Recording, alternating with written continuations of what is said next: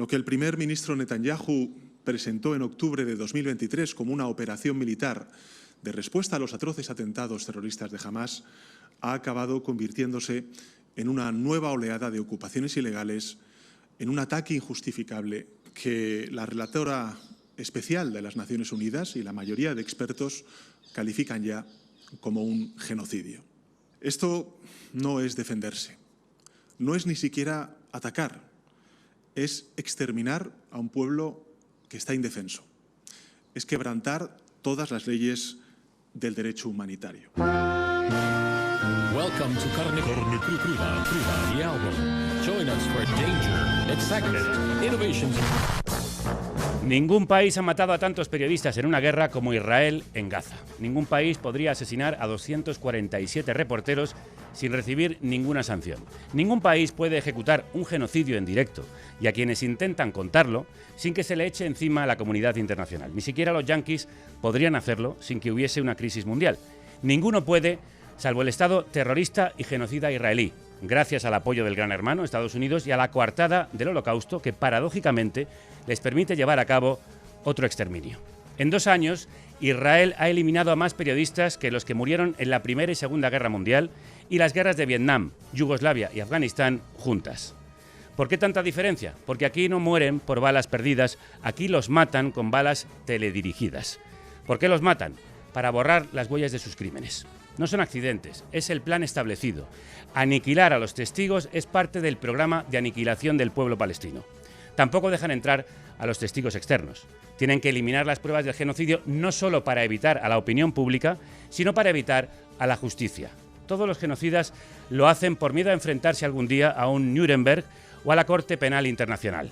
Como ha dicho el canciller alemán Merz, nos están haciendo el trabajo sucio. No cabe más sucio racismo colonial en menos palabras. De ahí viene que la mayoría de Occidente sea cómplice de esta limpieza étnica, este apartheid y esta ocupación ilegal.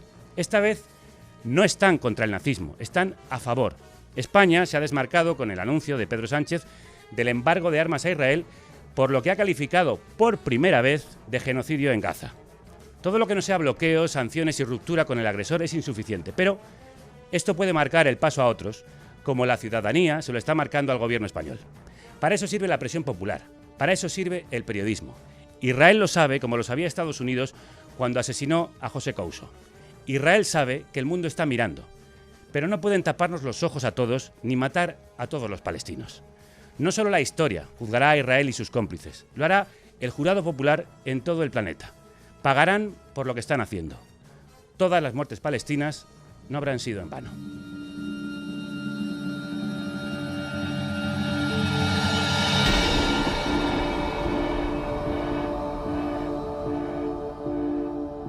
Segundo programa y primera semana de la 12ª temporada. Empezamos en el fuego, para que no se olvide, y seguimos en el infierno para que tampoco. El ejército israelí ha ordenado en la mañana de este 9 de septiembre el desalojo de toda la ciudad de Gaza y amenaza con destruir lo que queda de la capital de la franja de forma inminente. Y ayer España tomaba la iniciativa internacional. El gobierno de España ha decidido dar un paso más y poner en marcha de forma inmediata 9 acciones adicionales para detener el genocidio en Gaza, para perseguir a sus ejecutores y para apoyar a la población palestina. 9 medidas, entre las cuales destacan el embargo de armas, la prohibición de atracar a los barcos que lleven combustible o armas, de importar productos de territorio ocupado o de pisar España a todo el que haya participado en la ofensiva israelí, pero eso no impide que Estados Unidos siga utilizando las bases de Morón y Rota para enviar armamento. La reacción de Israel no se hizo esperar. We decided, and I announced today, that we will not allow two Spanish... El ministro de Exteriores israelí, Gideon Saar, llamaba corrupto y antisemita al gobierno en la red social X y anunciaba la prohibición de entrada para las ministras Yolanda Díaz y Sira Rego, ambas de Sumar. Y en España el PP llamó oportunista a Sánchez y el alcalde de Madrid negó que hubiera un genocidio. Para mí no hay un genocidio en Gaza. No me gusta lo que estoy viendo, pero no hay un genocidio. ¿Y sabe por qué pienso que no hay un genocidio? Porque el genocidio fue el del pueblo judío durante la Segunda Guerra Mundial. Porque no puede haber un genocidio si ha habido otro antes. Ese sería un poco el argumento. Feijóo lo llama lo que está haciendo Israel. Lo que está haciendo Israel en la población civil de Gaza es inadmisible. Y no desaprovechó para atacar a Sánchez en X, donde ha escrito que los terroristas de Hamás han aplaudido hoy un atentado en Israel y a Sánchez. Y en la televisión. ¿Qué es lo que el presidente de nuestro gobierno no ha dicho? No ha hablado de la organización terrorista Hamás. Con una mentira, porque la comparecencia de Sánchez empezó así. El gobierno de España ha condenado desde el primer día los ataques terroristas y secuestros de Hamás. Pero sin duda el más duro ha sido el PP de Ayuso a través de su portavoz en la Asamblea madrileña, Carlos Díaz. Una repugnante declaración antisemita del presidente del gobierno, que una vez más deja a España por los suelos. Muy en la línea de Isabel Díaz Ayuso, que ha dicho que los terroristas que han matado a un judío español en Israel aplauden a Sánchez, y ha llegado a comparar las protestas contra la Vuelta Ciclista con el asesinato de deportistas israelíes en Múnich. No es la primera vez que se atenta contra participantes israelíes, ya ha habido atentados en la historia. Participantes, por ejemplo, en Olimpiadas, como ocurrió. Y por supuesto con ETA. Claro, porque todo es ETA, pero esto no es genocidio. Pues vamos a ver lo que piensa al respecto alguien que lo está sufriendo. ¿Qué tal se oye el programa? Soy Kelu Robles, técnico de sonido de Carne Cruda, la que se encarga de que puedas escucharlo, de realizarlo en directo y de subirlo para que lo disfrutes. Y un programa con un sonido tan profesional no puede ser independiente sin tu apoyo, así que entra en carnecruda.es, pincha en Acte Productor y haz tu donación. Te dejo seguir escuchando. Chao. Hablamos con Gaza. Con Han Younes, al sur de la Franja de Gaza, donde es médico de anestesia y terapia intensiva el doctor Rifat Al-Ansamma. Doctor, ¿cómo está? ¿Cómo se encuentran usted y su familia, su hijo e hija? Bueno, muy buenas tardes. Aquí, estamos en Gaza, alerta todo el tiempo, tratando de cuidarnos como podemos, porque los ataques siguen todos los días. Y justamente hace 3 días que atacaron justamente a la puerta y salí corriendo a buscar a mis hijos que estaban justamente a la puerta. Y en ese ataque había 5 víctimas tirados en la puerta. Logré grabar alguna parte en los medios y resultó mi sobrino herido. Está operado ahora en el hospital del Al-Aqsa. Está internado en el hospital. Y ayer fue víctima mi tío. Solamente quería volver a ver su hogar, donde los israelitas han permitido la vuelta a estas zonas que ya han declarado que son verdes, que pueden volver a la gente. Pero él ha vuelto a una zona verde, fue atacado y fue víctima ayer. Así que estamos perdiendo cada día a familiares o amigos. Ya perdemos la cuenta. El doctor Al-Ansamma nos escucha desde la calle donde ha tenido que moverse para encontrar cobertura, de ahí el ruido que estáis escuchando. Rifat, ¿qué es lo que ve usted cada día en el hospital? ¿Con qué se ha encontrado en todos estos meses? En los hospitales hay, todo tipo de heridas. Primero hay los heridos que llegan por decenas, por ataques fuertes, bombardeos de gran tamaño que alcanzan a herir y a matar a muchas personas a la vez. Así llegan pacientes de todo tipo, ya quemados, amputados. Eso es diario, es la rutina diaria que no se frena hasta ahora.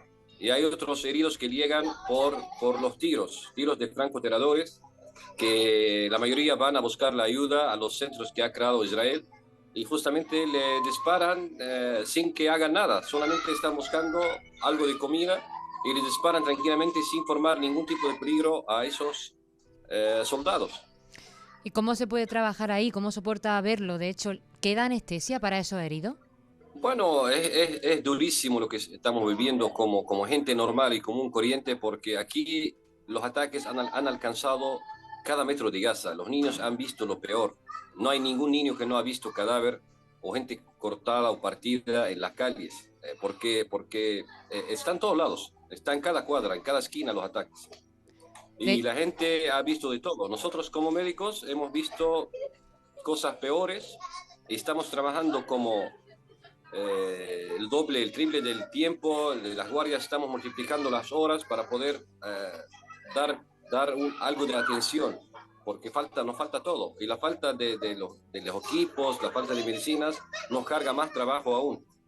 Y todavía la falta de hospitales, porque ahora lo que está llevando a cabo atender a la gente es como el hospital de Nasser, que está cubriendo la misma ciudad de Nasser, más los miles y miles de desplazados de otras partes.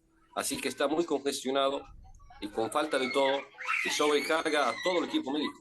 Y eso que hay muchas personas, la mayoría no están cobrando su sueldo. El Hospital Nasser es uno de los 2 hospitales que han sido bombardeados y en los que usted trabaja. El Nasser, el 25 de agosto, allí Israel mató a 20 personas, entre ellas 5 periodistas.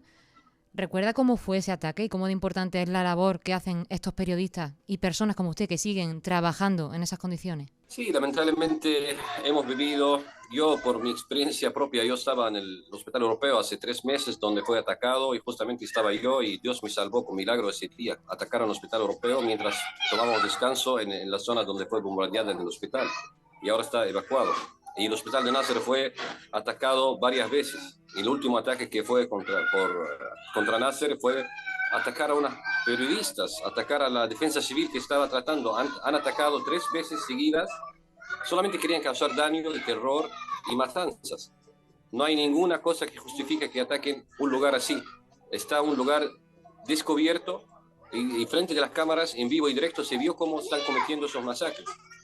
Y ha sido víctimas compañeros nuestros también en varias ocasiones. En ese ataque han sido víctimas parte del equipo médico, pero no nos queda otra porque hay que trabajar y hay que atender. E igual, de la misma forma, aunque estemos fuera del hospital, estamos en peligro. Estamos en camino del hospital, estamos en peligro. Entonces no hay ninguna zona segura donde podemos acudir. Estamos escuchando muchos gritos de niños y yo me estaba preguntando, esos niños que han visto el horror, que están sufriendo además en sus propias carnes, hay amputaciones, hay por supuesto asesinatos y también niños que están muriendo de hambre.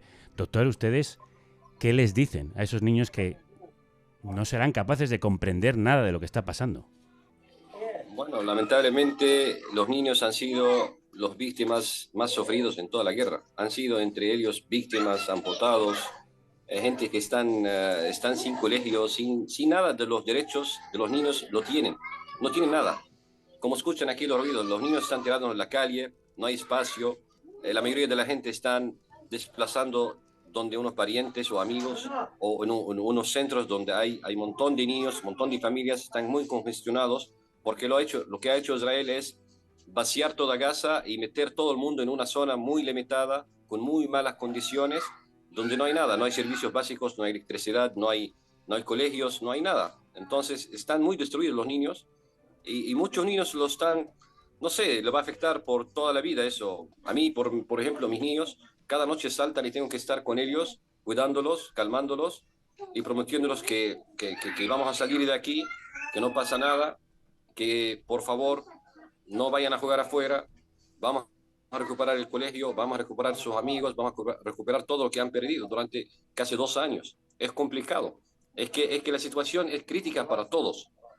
Los adultos, los mayores necesitan un apoyo. Y peor, no lo pueden dar a sus niños, porque no hay medios para poder hacerlo. No hay medios económicos, no hay medios de nada para poder. Simplemente tratan ahora conseguir lo mínimo, conseguir alguna comida para sus niños para que no mueran de hambre y tratar de alejarlos de algunos ataques posibles. Es lo único que pueden conseguir. Después, más no pueden hacer nada. Y precisamente por ello, usted quiere salir, porque tiene 5 hijos y usted tiene la doble nacionalidad, palestina y boliviana, porque estudió en Bolivia, aunque luego regresó a Gaza, donde lleva 1 año atrapado con su familia. ¿Ha tenido algún avance en su caso? ¿De qué depende que le dejen salir de Gaza? Bueno, yo estoy a través de la Embajada de la Cancillería de Bolivia hace más de 1 año tratando de hacer una gestión para que Israel nos deje salir. Israel está teniendo a todos atrapados aquí, encarcelados, ocupando todas las salidas y no dar permisos a muchos, como nosotros, con doble nacionalidad. No está respondiendo a los pedidos de algunas embajadas. Lamentablemente Bolivia ha roto la relación diplomática en el 2014 con Israel. Por eso estamos ahora, o Bolivia mejor dicho, está pidiendo la ayuda de algunos países para que colaboren como tercer país, que tengan embajada en Israel, para que ayuden a nuestra evacuación. Y eso estamos luchando hace meses para conseguirlo. Así que hay ciertos países, ya sean europeos o latinos, estamos esperando la respuesta de ellos. Y ojalá hagan algo por nosotros y logran ayudarnos para salir. Pues esperamos que si no es Bolivia, que sea España, que está escuchando este programa que se hace en nuestro país. Doctor Rifat Al-Ansarna. Le deseamos muchísima suerte para que pueda salir de Gaza con su familia y le mandamos un abrazo para todo el pueblo palestino. Muchísimas gracias a ustedes, que le vaya muy bien. Gracias. Un abrazo muy fuerte. Gracias. Otro abrazo. Chao, chao. Esto es lo que el Estado genocida de Israel no quiere que veamos, no quiere que se cuente. Y por eso está asesinando a los y las periodistas.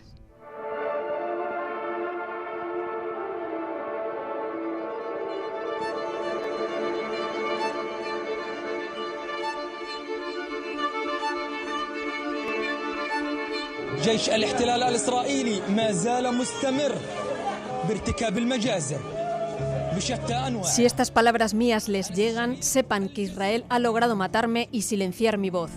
Viví el dolor en todas sus formas y aún así nunca dudé en transmitir la verdad tal como es, sin falsificaciones ni distorsiones. Les suplico que no permitan que las cadenas los silencien ni las fronteras los detengan.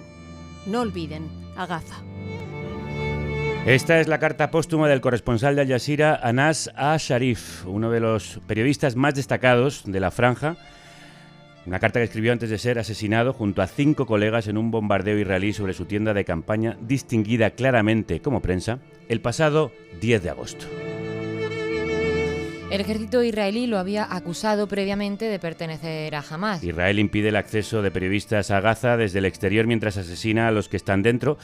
Aunque lo niegue, el patrón se repite. Presiones, amenazas de muerte, acusaciones públicas de pertenecer a Hamás y finalmente asesinatos selectivos que luego califica de errores. Otra estrategia son los llamados ataques de doble impacto, en los que un primer ataque atrae a las ayudas y a los periodistas, a los que elimina en un segundo ataque. Así asesinó a otros 4 periodistas en el hospital Nasser el 25 de agosto.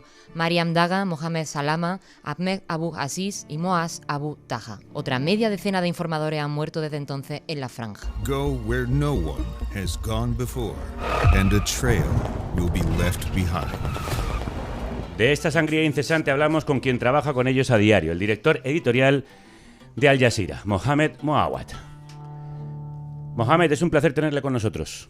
Thanks for having me. I'm thankful for por this opportunity and Estoy muy thanks agradecido for the por esta independent oportunidad. journalism that Así you que are muchas offering. gracias por el periodismo que vosotros ofrecéis. ¿En qué condiciones trabajan los periodistas hoy dentro de Gaza y cómo trabajan ustedes desde la cadena con ellos? It's a very difficult condition. It's Son condiciones under, tremendamente estimating difíciles. statement to say that it's difficult. It's like Por hell. describirlo de alguna It's, manera, podríamos very, decir que es very, muy difícil, que es un infierno, stressful. que es They are facing what Gazans que supone are facing. muchísimo estrés, They are que facing estamos starvation, they are enfrentándonos facing a lo que bombardment, se enfrentan los gazatíes, estamos enfrentándonos a... ellos se están enfrentando a la hambruna, a los bombardeos, a asesinatos selectivos, y lleva siendo así desde el principio de la guerra. Esos periodistas valientes son los oídos y los ojos de Gaza y se niegan a retroceder, son muy resistentes. Dicen que la historia de Gaza es su historia y por eso se niegan a frenar su cobertura a pesar de todos los desafíos a los que se enfrentan. Han perdido miembros de su familia, han perdido compañeros, han llorado la pérdida de sus compañeros y han seguido trabajando al día siguiente porque dicen que su gente no va a morir en silencio, que son la única manera de que esa historia se cuente al mundo y que tienen un compromiso férreo con eso. Y en esas circunstancias tan demoledoras, ¿cómo consiguen contactar con ellos, trabajar con los periodistas que están en el terreno? Nosotros mismos hoy, para realizar este programa, hemos tenido muchísimas dificultades para hablar con Gaza y, de hecho, algunas comunicaciones que teníamos previstas no han podido suceder. Es muy difícil para ellos el poder moverse por Gaza, ha sido muy difícil para nosotros estar en contacto con ellos y ha sido terriblemente traumatizador para toda la plantilla el hecho de que cada día por la mañana nos intentamos asegurar de que todo el mundo está a salvo, de que están con vida, de que podemos tener una vía de comunicación eficaz. Asegurarnos de que están a salvo ha sido un grandísimo desafío desde el inicio de la guerra. Es muy difícil, pero llevamos presionando a nuestros compañeros allí para que se mantengan a salvo y que se aseguren de poner su seguridad, anteponer su seguridad ante todo. Por ejemplo, hemos perdido a algunos compañeros en Gaza que han tenido que evacuarse hacia el sur con esta invasión que está sucediendo en el norte de Gaza. Les hemos intentado obligar a que se bajen al sur, pero se han negado y están verdaderamente defendiendo, al hacer eso, toda la profesión periodística. Y lo que llevamos viendo desde el principio del conflicto es que algo está muriendo en Gaza más allá de los cuerpos. Está muriendo el periodismo en sí. El hecho de que ningún periodista internacional pueda entrar en Gaza, el hecho de que estén en el punto de mira, es algo que no hemos visto sin precedentes en la historia de la humanidad, y es algo que nos dice que la próxima vez que se cometa una atrocidad como esta, a nadie le va a importar, nadie lo va a cubrir, y esto es algo que vemos con facilidad en cualquier tipo de régimen autoritario. Sucede así. Pues precisamente vamos a hablar con uno de esos periodistas bajo el punto de mira y bajo las bombas. Las gafas violeta. Las gafas violeta. Con este tema de María Arnal, que lleva su nombre, Violeta nos va a traer esta temporada su mirada más personal. Así que ponte las gafas, Violeta, o ponte las gafas, Violeta. Las tengo puestas. ¿A dónde vamos a mirar? Hoy quería hablaros de las mujeres periodistas. Quería hablaros de una periodista y documentalista que está siendo referencia mundial en la información sobre el genocidio. Quería hablaros de una mujer que ha perdido en esta guerra a su marido, también periodista, y que resiste con su bebé en Gaza, informando como puede.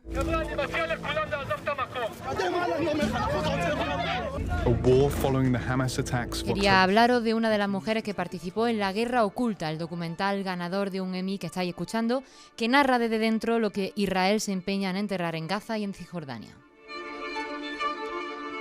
Quería hablaros de la periodista palestina ganadora del Premio Internacional de la Libertad de Prensa del Comité para la Protección de los Periodistas, la cofundadora de la productora Ain Media, junto a su pareja Rushdie Sarrachel, asesinado en 2023 en Gaza, a donde volvieron para documentar la guerra. Quería que habláramos con Shrouk Alayla, con la que teníamos cerrada una entrevista para el programa de hoy, pero no vamos a poder hablar con ella porque ha tenido que salir huyendo de las bombas con su hija hacia un lugar seguro, si es que lo hay, como nos explicaba en el mensaje que nos ha enviado a la carrera. Hola, querida, siento no haber podido atender tu llamada. Actualmente estoy en la ciudad de Gaza y no sé si estás siguiendo las noticias, pero la situación empeora y se intensifica rápidamente. He estado corriendo de un lado a otro porque están bombardeando edificios y torres cercanas. Estoy intentando empaquetar mis cosas por si ocurre una emergencia. También estoy buscando un lugar en el sur y no logro encontrar nada. Así que, de verdad, lo siento muchísimo. Perdóname por fallarte, pero tengo que hacer frente a muchos problemas en este momento. Lo siento de corazón. El corazón se nos parte a nosotras, claro, al escuchar cómo alguien bajo la bomba de un exterminio ante el que Occidente sigue sin reaccionar nos está pidiendo perdón a nosotras por fallarnos. ¿Quién falla a quién? Tienes toda la razón. Esto es lo que está ocurriendo en Gaza en este momento. No puede atendernos porque está intentando salvar su vida. Nosotros intentaremos hablar con ella en el próximo programa en cuanto pueda, pero como no hemos podido hablar con Shrouk, has buscado a otro periodista. Sí, hemos llamado a Islam Bader, reputado periodista gazatí y corresponsal de la televisión catarí Al Arabi en La Franja. Si buscáis su perfil en redes, veréis un mensaje anclado: el chaleco de prensa es mi armadura desde hace 2 años. La cobertura ha sido y sigue siendo sumamente difícil por la amenaza directa del ejército de ocupación israelí contra todo lo palestino en Gaza. Hemos documentado la destrucción de barrios y ciudades, la demolición de escuelas, clínicas y hospitales, la demolición de carreteras e infraestructuras.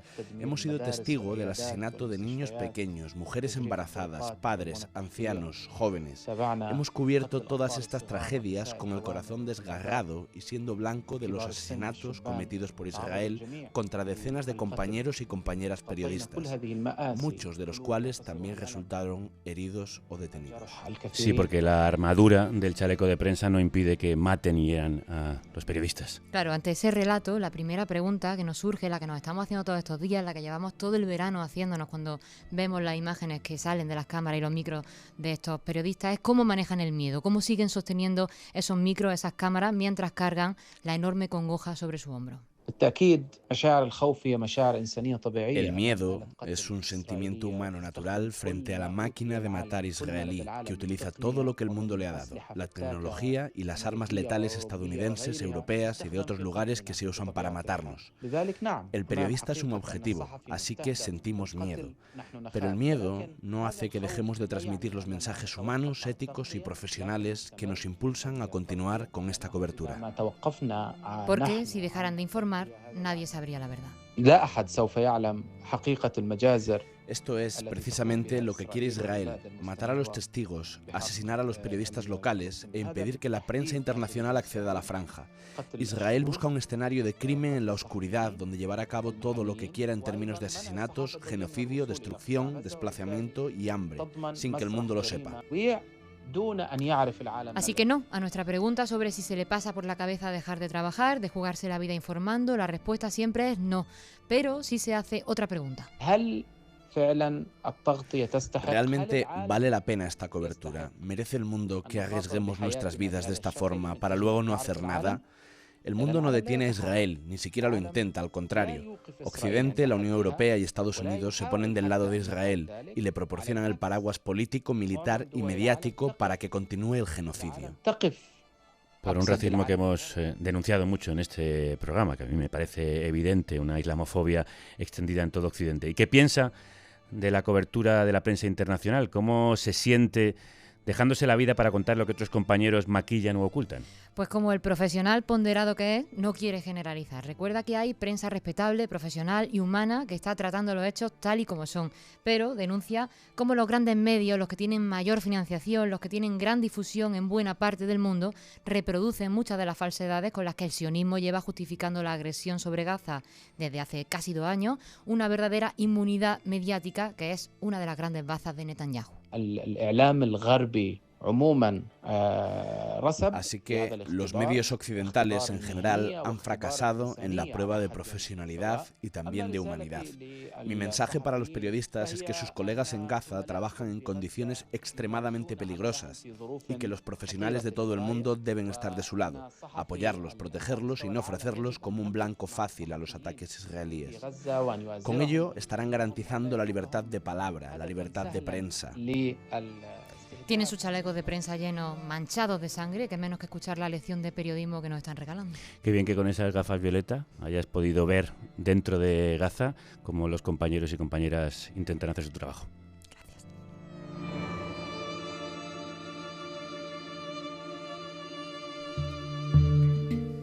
Volvemos con Mohamed Moawad, editor jefe de Al Jazeera. Esto es lo que decía recientemente su compañera en la cadena catarí, Laila Al-Alarian.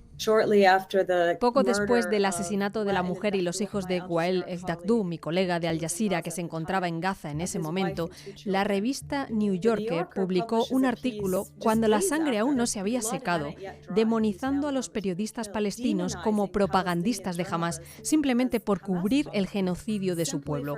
Fue uno de los artículos más vergonzosos de todo el genocidio, y eso es decir mucho. Artículos como ese siguen convirtiendo a los periodistas en blanco de ataques. A raíz de una entrevista que le hizo la BBC sobre Anas al-Sharif, usted mismo denunciaba que los medios internacionales asumen la versión israelí sin cuestionarla cuando se acusa a los periodistas de pertenecer a Hamás. ¿Cómo es posible que medios supuestamente rigurosos de gran prestigio internacional compren la propaganda israelí?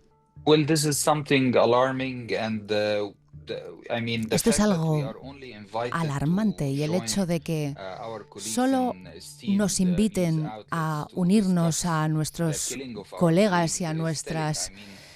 El hecho de que no nos permitan hablar de esto libremente es bastante revelador. Debería haber una discusión sobre el hecho de que no se permita la entrada de los periodistas internacionales a Gaza. El hecho de que agencias reputadas como la BBC se compre las versiones de las FDI sobre...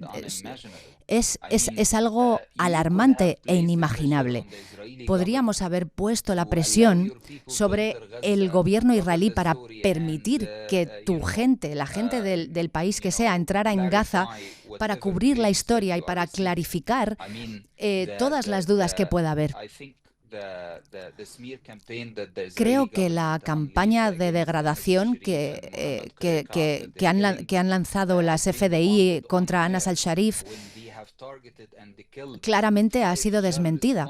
Cuando mataron en directo a 5 periodistas al lado del hospital de Al-Shifa en Han Yunis, 5 periodistas que perdieron la vida en directo, periodistas que corrían para salvar a los otros periodistas, fueron asesinados delante del mundo entero y las imágenes circularon por todo el mundo. Y el gobierno israelí dijo esta vez, como había sido retransmitido en directo, dijeron que se arrepentían de haber hecho eso y que era una verdadera pena. Pero es un patrón claramente por parte del gobierno israelí a las que nos empujan a creer el gobierno israelí para justificar esta guerra. Si se asesinara a 250 periodistas de cualquier país occidental, creemos que habría una respuesta mundial contundente en contra. ¿Cree que hay racismo en esta falta de solidaridad mundial con los periodistas asesinados en la franja? Bueno, creo que ha quedado muy claro que el hecho de que estos 247 periodistas asesinados en Gaza no es algo que haya frenado los ciclos de noticieros y esa campaña lanzada por el ejército israelí, por el gobierno israelí, ha tenido éxito y esto es algo muy decepcionante. Ojalá me equivocara con mi análisis y ojalá algún día los que tengan que rendir cuentas lo hagan. Y esto es algo en lo que trabajamos muy duro y a contrarreloj día a día y vamos a perseguir todas las vías legales para que esas personas rindan cuentas. Sabemos que va a llevar tiempo, pero lo vamos a hacer hasta que esta organización deje de existir. Para terminar, le queríamos hacer una de las preguntas claves que nos estamos haciendo hoy en el programa de hoy. ¿Qué tendríamos que hacer los medios occidentales y no estamos haciendo?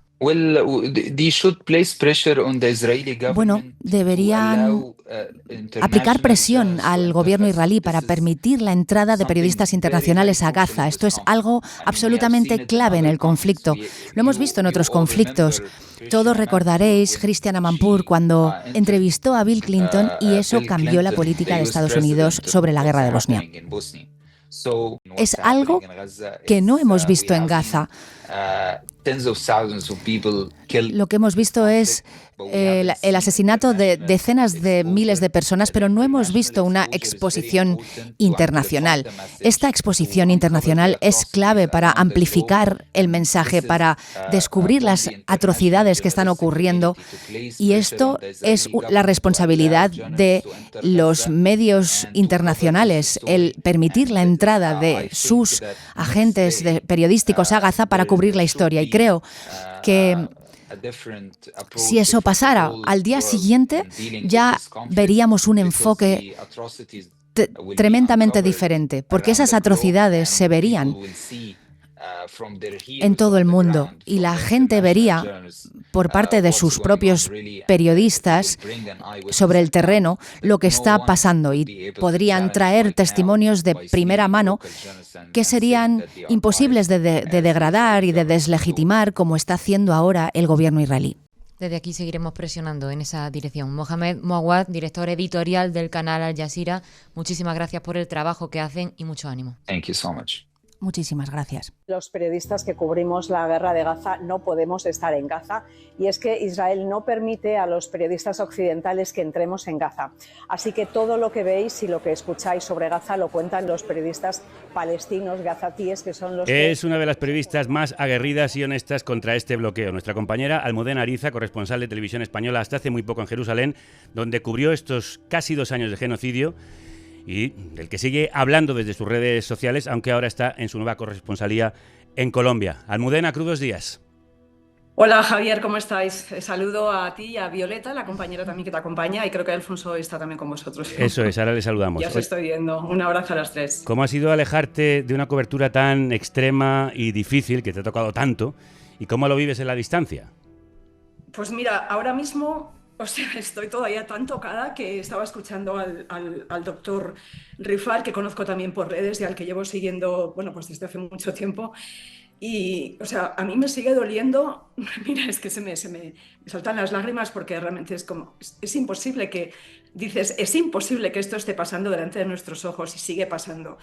Yo estoy muy conectada con el conflicto, con todo lo que está ocurriendo, no solo en Gaza, también en Cisjordania. Cada día me despierto con mensajes de compañeros, de amigos, de gente que he conocido allí, pidiéndome ayuda para sus familias, pidiéndome ayuda para ellos y... Bueno, estoy lejos en kilómetros, te podría decir, pero estoy cerca con el corazón y con la cabeza, porque trato de hacer todo lo que está en mi mano para ayudar a que esto, bueno, no se frene, porque yo no lo voy a conseguir y creo que nosotros tampoco, pero a base de denunciar, yo creo que hemos conseguido al menos que cale en la población. Antes hablabas de la presión social y creo que la presión ahora mismo está en la calle. Realmente el gran cambio de los últimos meses yo creo que está siendo gracias a lo que la gente está empujando.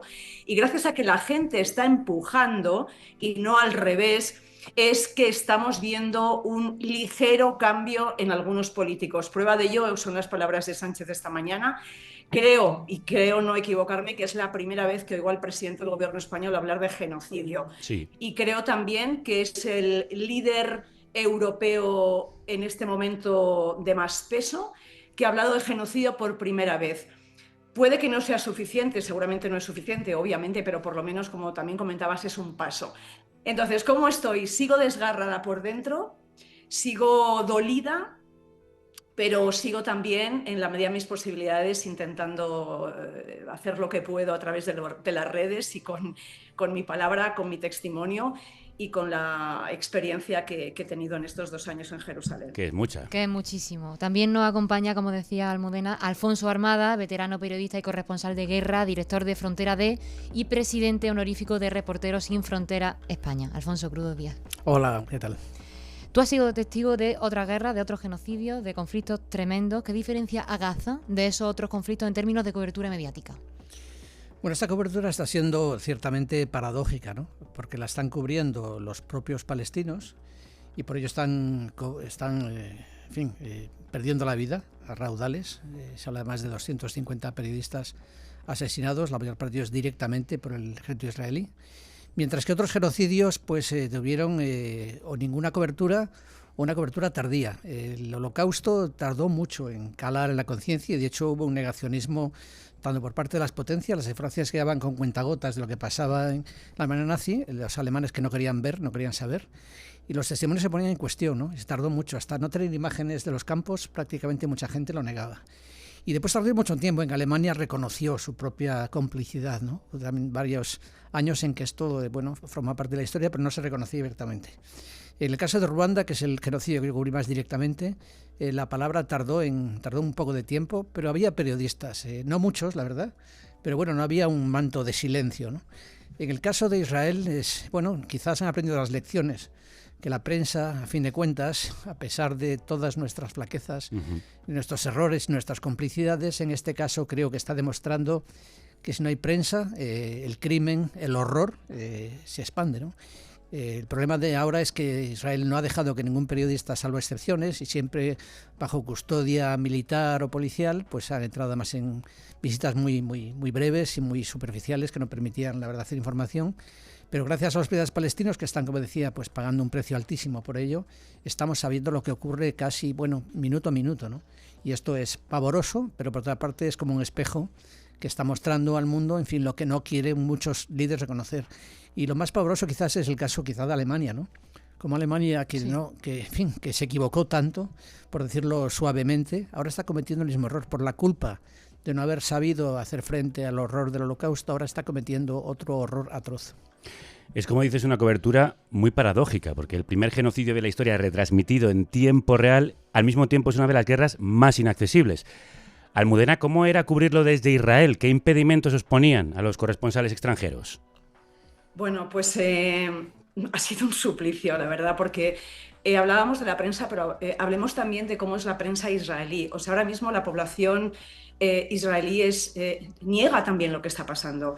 Y lo niega por varias razones. Una es porque se impone obviamente el relato del gobierno. Dos es porque la prensa israelí y los medios están completamente abducidos, diría, por el propio sistema. De hecho, hay una férrea censura de prensa. No sé si sabéis, porque eso la gente no lo sabe. En Israel existe el Ministerio de la Censura. En teoría está para controlar información sensible que pueda afectar a la defensa de la seguridad del país, pero con ese paraguas lo que hay es una censura por la que pasan la mayor parte de los medios, excepto honrosas excepciones, como es el diario Haaretz, que es un diario crítico y lleno de periodistas valientes. Entonces, lo que es también muy duro desde Israel es ver cómo la gente niega lo que está pasando. Y entonces hablan de, bueno, que si es puro teatro, que si, bueno, esto que hemos visto también en redes, ¿no? Que si los que mueren son actores que están fingiendo lo que está pasando. Entonces hay una sensación de no querer ver lo que ocurre y en cualquier caso justificarlo como víctimas colaterales. Esto, cuando estás viviendo en Israel, es realmente una pesadumbre, porque para los israelíes los periodistas somos todos terroristas, somos todos amigos de Hamás, y especialmente si somos periodistas españoles. Yo he denunciado también, y lo hemos hecho en vídeo varios compañeros españoles, que además estábamos en Jerusalén, el acoso y la presión a la que nos han sometido a través de redes, pero también yo directamente puedo contarlo. Yo recibía a menudo mensajes por parte de responsables de información de Israel, de una manera muy sutil, pero diciendo que todo lo que escribía era falso, que estaba manipulando. Y esto es como el goteo permanente, ¿no? Y luego hay una especie también de autocensura por parte de los periodistas occidentales, incluso que están en Israel, y es un poco el miedo a perder siempre como la acreditación que nos dan para poder estar en el país. Entonces hay una autocensura, entonces hay una limitación enorme incluso desde Israel para cubrir lo que está pasando, incluso a distancia. ¿Cómo lo hacíamos? Bueno, pues es verdad que recibimos muchas imágenes, en el caso de los periodistas de televisión, de las agencias, de Reuters, APTN y tal, que son las que se nutren precisamente del trabajo de los periodistas gazatíes, y luego a través de muchos testimonios. Yo, bueno, pues como habéis hecho vosotros con el doctor Rifá, pues también recibía vídeos, audios de gente que estaba allí que me contaba de primera mano lo que estaba pasando. Por un lado, gracias a estos periodistas estamos viendo todo esto, pero por otra parte también me pregunto hasta qué punto los ojos, desgraciadamente, se nos van a acostumbrar a esa barbarie, ¿no? Alfonso, tú desde Reporteros Sin Fronteras, bueno, estás ahí en contacto con asociaciones de periodistas de todo el mundo y hemos visto, lo está contando Almudena, la complicidad de grandes medios minimizando la masacre. ¿Qué otra estrategia estáis viendo o están contando compañeros que usa Israel para capar la información que llega no solo a Gaza, sino, o sea, no solo a Israel desde Gaza, sino en las redacciones de todo el mundo? Bueno, Reporteros se inició la semana pasada, hizo una iniciativa que tuvo mucha cobertura en buena parte del mundo, en España, de muchas emisoras y muchas cadenas de televisión y muchos medios que decidieron pasar a negro para criticar precisamente el negacionismo y el ocultamiento de la realidad que está haciendo el gobierno israelí, ¿no? La verdad que hay muchas estrategias, la propia política del Ministerio de Exteriores y de todos los ministerios israelíes que actúan como un solo hombre para proteger un poco esta especie como de guerra total contra Palestina, bueno, contra Hamás, pero al final es una guerra contra todos los palestinos, ¿no? Creo que hay una parte de autocensura que no sé si está regida por visiones políticas, por razones ideológicas, que muchos medios pues deciden hacer, pues minimizan la realidad y prefieren, pues bueno, cuestionar buena parte de la información que llega desde allí, ¿no? Y esto es algo que está muy extendido en todo el mundo anglosajón, en el mundo francófono, prácticamente, bueno, en todas las sociedades, ¿no? Y me preocupa mucho precisamente. Una amiga mía está hace muy poco tiempo en Uruguay y decía que también en América Latina ve que la conciencia precisamente sobre el genocidio, lo que ella pudo captar en el mes que estuvo por allí, veía que no había una cobertura tan sistemática, tan constante, ¿no? Sobre lo que decías de la saturación de imágenes, a mí me gustaría recordar un poco lo que dijo Susan Sontag precisamente sobre la fotografía, ¿no? Ella criticaba que el exceso de exposición a imágenes atroces es verdad que tiene un efecto anestesia y al final nos inmuniza contra el dolor, ¿no? Pero al final de su vida, en un libro que se llama El dolor de los demás, Sí. además que en la portada hay una imagen de las ciudades de la guerra de Goya, ella decía que mientras haya horror en el mundo, nuestra obligación como periodistas es mostrar lo que ocurre, aunque mucha gente esto le provoque primero rechazo y no quiera verlo, o otros al final no sientan nada, ¿no? Pero bueno, creo que es nuestra labor tratar de que la conciencia prevalezca y no dejar de abrir los ojos ante el horror. Como escribía Maruja Torres, hasta que nos sangren los ojos. Hasta que nos sangren los ojos, Israel no solo ha bombardeado a civiles y a periodistas en Gaza acusándolos de pertenecer a Hamás, también ha repetido el patrón en el país vecino, en este caso apuntando a Hezbollah. Y nuestra compañera Andrea Olea, que vivió en Líbano hasta 2020, volvió hace unas semanas de visita, pudo ver el resultado de la guerra y los bombardeos israelíes, de los dobles raseros y de la desinformación. Andrea Olea, crudos días. Crudos días. Este verano sí estuve en Beirut, que como sabéis, porque soy muy pesada, es como mi segunda casa, y pasé por uno de los lugares más castigados por la guerra. Estamos en Dahie, más concretamente en Haret Hereik, que es la zona que siempre recibe el mayor número de ataques durante cualquier guerra con el Líbano. ¿A quién escuchamos? A mi amigo Marwan. Quedé con él allí porque buena parte de su familia vive en la zona y la conoce bien. Es simplemente una zona a la que la gente del sur del país, ya sea por la situación económica o por los ataques de Israel, viene a vivir, porque Beirut es cara, así que son los suburbios de Beirut, donde la gente pobre viene a vivir. Normalmente Dahie es una zona llena de vida, de gente, de tráfico, de comercios, pero esta vez, aunque habían pasado meses desde la declaración del alto el fuego, seguía medio vacía. Apenas vi unos hombres tomando café en uno de los pocos comercios abiertos que había, algunas motos, también el típico camión de los helados, dando vueltas en busca de críos que le compraran algo sin mucho éxito. Poco más. Habíamos quedado junto al hospital Bahman, que atendió a muchos de los heridos durante la guerra, y de allí fuimos caminando hasta el lugar donde Israel mató a Hassan Nasrallah, el líder histórico del grupo chií Hezbollah, hace casi un año. Por el camino podías ver los edificios destruidos por los bombardeos, con las fachadas desencajadas, salones a plena vista porque los misiles habían arrancado las paredes. Bueno, Marwan me estuvo contando cómo fueron esos días cuando empezaron los bombardeos.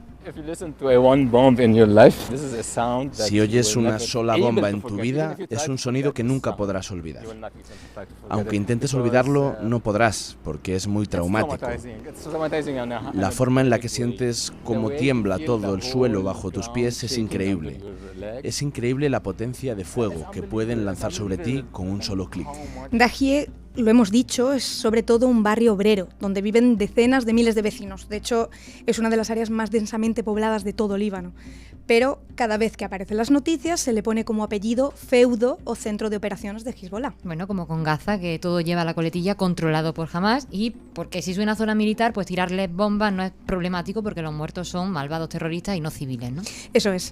Marwan criticaba esa deshumanización de la población civil en los medios y especialmente de su comunidad, la chií, que ha sido la que más ha sufrido la guerra. Y también criticaba la lectura exclusivamente religiosa que se hace del apoyo de la población a Hezbollah. Una lectura muy bien aprovechada por Israel para presentarse como defensor de los valores occidentales frente al supuesto oscurantismo religioso islamista. Sí, Marwan insistía en que hay que mirar más atrás en el tiempo.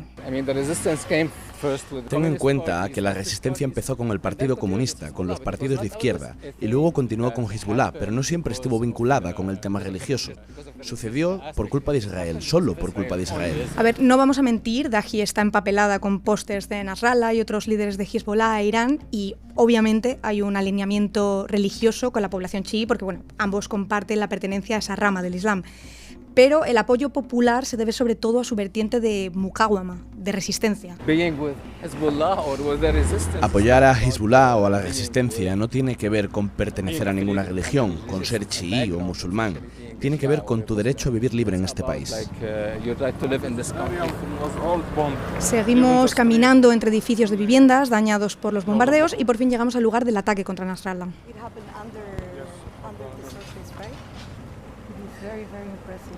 La voz que oís, por cierto, la que no es de Marwan, es de personal de Hezbollah que nos acompañó al sitio, donde han levantado un memorial y decía que era muy impresionante porque de verdad lo es. Es un cráter de varios metros de profundidad y decenas de extensión.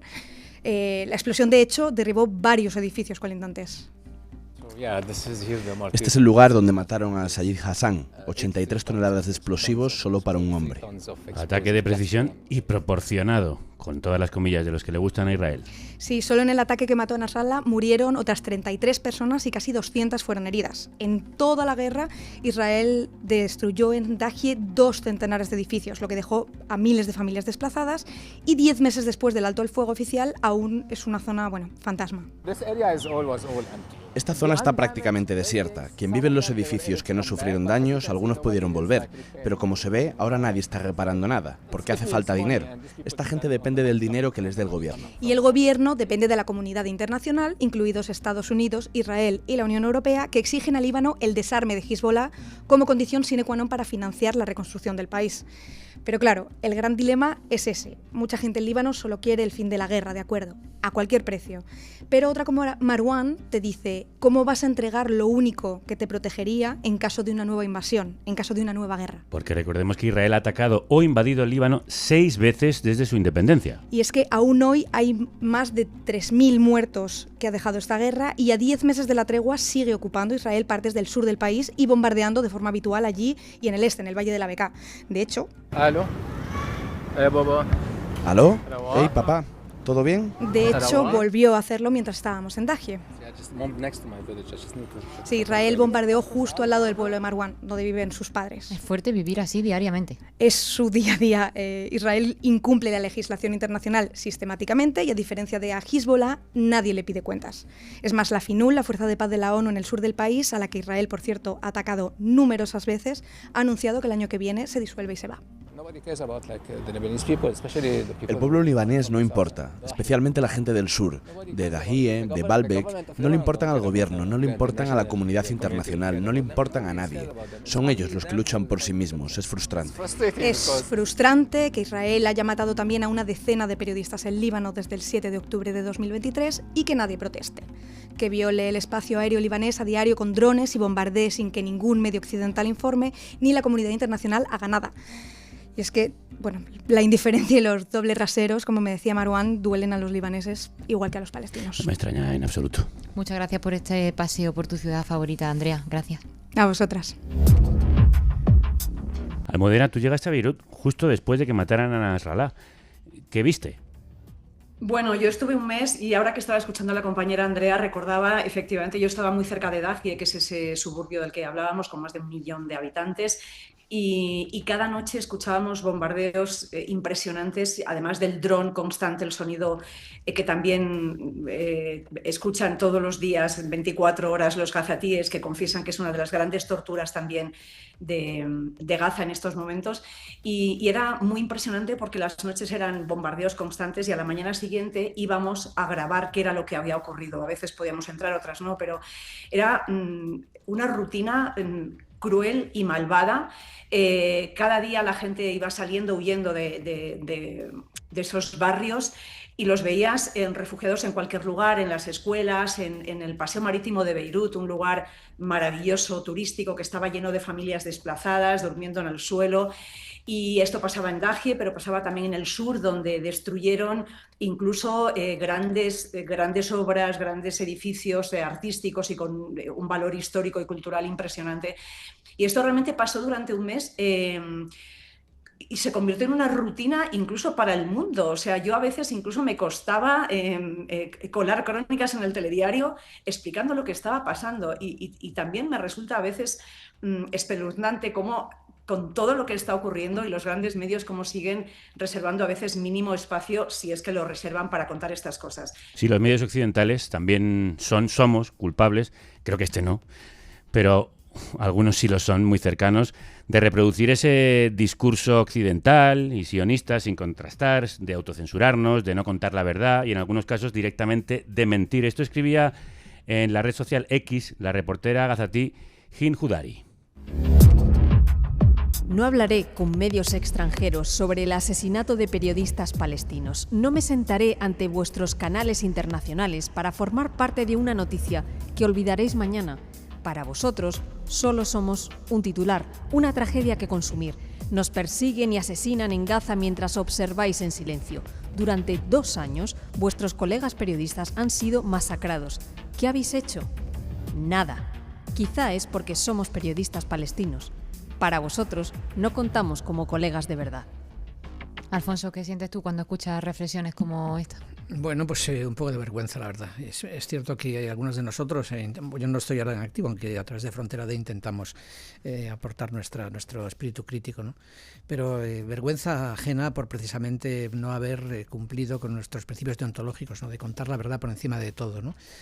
No someterse al poder. El otro día estuvo Carlos Dada aquí en Madrid, el director fundador del Faro, y bueno, hizo una lectura fantástica, la elaboración del máster de reparación internacional, y hablaba precisamente de la voluntad del Faro de negarse siempre a aceptar las mentiras del poder, ¿no? Y creo que en España y en muchos sitios al final hemos estado demasiado cerca del poder, demasiado cerca de los poderes. E Israel es un poder en sí mismo, un poder económico, un poder militar, un poder científico, y esto creo que está costando mucho. Y aparte lo que decía antes de la culpa, ¿no? La culpa ha maniatado a países enteros, como sobre todo a Alemania, que tiene tanta potencia en Europa, y creo que esta acusación tan directa a la complicidad de los periodistas con el crimen, que es verdad que hay muchos que han salvado el honor, el honor perdido a Catalina Blum, como decía Heinrich Böll, ¿no? El honor perdido a los periodistas cuando no cumplen con su obligación. Bueno, con espacios como este intentamos impedir que el mal avance, ¿no? Pero el mal ha avanzado demasiado. Y con espacios como el que va a estrenar muy pronto Almudena, con Yeswi Cast, Vivir y morir en Gaza, un relato estremecedor contado en primera persona por un testigo de los acontecimientos. Almudena, ¿qué es lo que vais a ofrecer ahí? Cuéntanos. Bueno, pues mira, Javier, hace aproximadamente, fue en el pasado mes de abril, yo recibo un mensaje por Instagram, hay mucha gente maravillosa que me escribe, llevo meses recibiendo estos mensajes de qué puedo hacer, cómo puedo ayudar.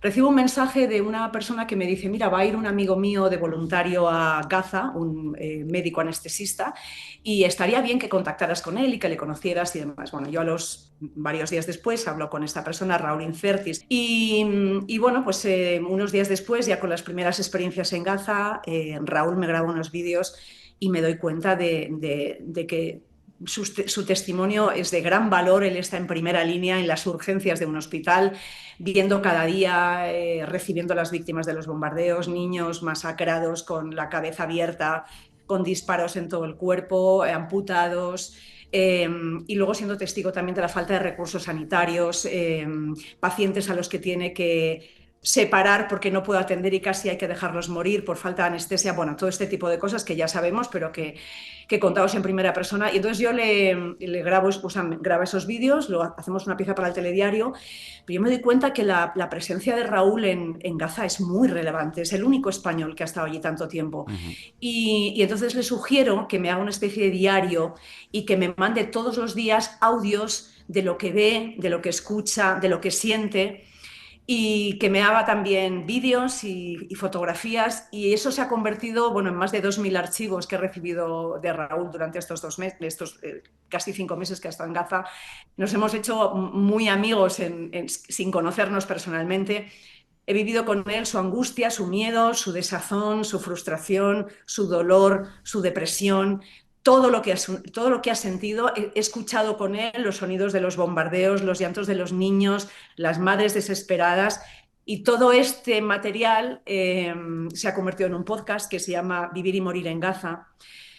Morir porque es lo que estamos viendo cada día, pero vivir también porque había una cosa que a mí me impresionaba mucho, como a pesar de todo, la resiliencia del ser humano, incluso en el infierno, como lo has calificado, es muy sorprendente, como incluso había momentos en los que él se sentaba con los niños a hablar de fútbol, o había momentos en los que escuchabas la sonrisa de los niños jugando con supuestas cometas que eran bolsas de plástico. Es un podcast muy duro, pero también es un podcast creo que necesario y que tiene, como os digo, esa parte de esperanza, ¿no?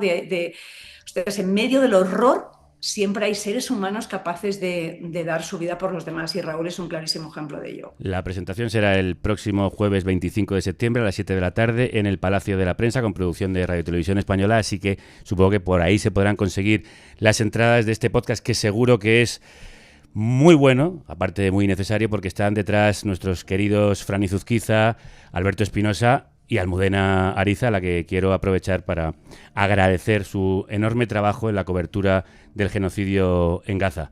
Almudena, Alfonso, a los dos, Muchísimas gracias por vuestro trabajo y por estar hoy aquí de nuevo para prestar vuestro testimonio. Gracias. Gracias a vosotros por vuestra lucha constante y vuestro compromiso y por llamar a las cosas por su nombre. Que es lo que tiene que hacer el periodismo. Arriad las velas, que ruja el tambor. No queremos irnos sin hablar de quienes, como los periodistas, se juegan la vida para poner el foco sobre Palestina y romper el bloqueo de Israel. La Flotilla de la Libertad o Global Summit Flotilla salió de Barcelona el domingo 31 de agosto con 200 personas de 44 países diferentes a bordo de 30 embarcaciones rumbo a la franja. Con activistas como Greta Thunberg o políticas como Ada Colau, también con médicos, periodistas y referentes como Jaldia Abu Bakra, la voz de la diáspora palestina en España, que ayer nos contaba esto. Compañeras, compañeros y a toda la gente que nos sigue y sigue las noticias de la flotilla y la gente que se está movilizando en el terreno, os enviamos un saludo muy caluroso desde aquí. Acabamos de aterrizar en Túnez, estamos esperando al resto de los barcos que todavía no han llegado para una salida conjunta y bueno, los ánimos están muy bien a pesar de todas las dificultades que hemos pasado en los barcos. La acogida por parte de la gente aquí en Túnez ha sido maravillosa, muy calurosa, muy hospitalaria y un chute de energía para seguir el camino. Las noticias que nos llegan también, ya sea por parte de los estibadores de Génova, los compañeros y compañeras en Barcelona, en el puerto de Barcelona, las noticias sobre el embargo de armas por parte del gobierno del Estado, aunque no son suficientes, pero esto nos da la sensación de que las movilizaciones están logrando efectos, aunque poco a poco, y hay que seguir. Pero esto es lo que ocurría esta mañana, lo que enunciaba la flotilla en Túnez, lo que nos cuenta el diputado de Compromís en las Cortes Valencianas, Juan Bordera, también a bordo. Ayer sufrimos un ataque de un dron que está grabado, que hay todas las imágenes posibles en un puerto de la ciudad, de la capital de Túnez. No hay pruebas de quién ha sido, pero todos sabemos quién lanza drones, quién se atreve a violar territorio que no es el suyo, quién está interesadísimo en que la flotilla no salga. El 99,99% de posibilidades apunta a Israel. Pero lo que tenemos es que el gobierno de Túnez lo que acaba de decir es que ha sido un cigarro. Cuando hay imágenes fuera de toda duda que se pueden ver, que aclaran que esto no ha sido un cigarro. Si es un cigarro, es el cigarro más potente que he visto en mi vida. Y es muy preocupante la situación porque es un primer aviso. Si la comunidad internacional responde tibiamente, como a Túnez negando los hechos, y la sociedad no se mueve, todas las vidas de las personas que estamos en la flotilla están tan en peligro como las de las personas que están en Gaza, sufriendo un genocidio retransmitido en directo. Nosotros vamos a seguir muy pendientes y la semana que viene dedicaremos un programa especial a la acción popular contra Israel. Será en nuestro Club de la Lucha, una sección que esta temporada estará a cargo de dos radicales libres, Oriol Erauskin, sociólogo y colaborador en nuestras redes, donde es conocido como Infusión Ideológica, y de Elena Sarda, periodista de Al Jazeera Plus. Sí, hoy hemos hablado con Al Jazeera y vamos a tener uno de sus colaboradoras en nuestro programa. Volvemos mañana con una entrevista que tampoco os podéis perder a Nevenka Fernández, con el estreno de nuestra tertulia feminista. Te va a encantar. Hombre, claro que sí. Te va a flipar. Tengo muchísimas ganas. Hasta entonces... Salud y República. Que viva Palestina y su periodismo libre. Y que la radio os acompañe.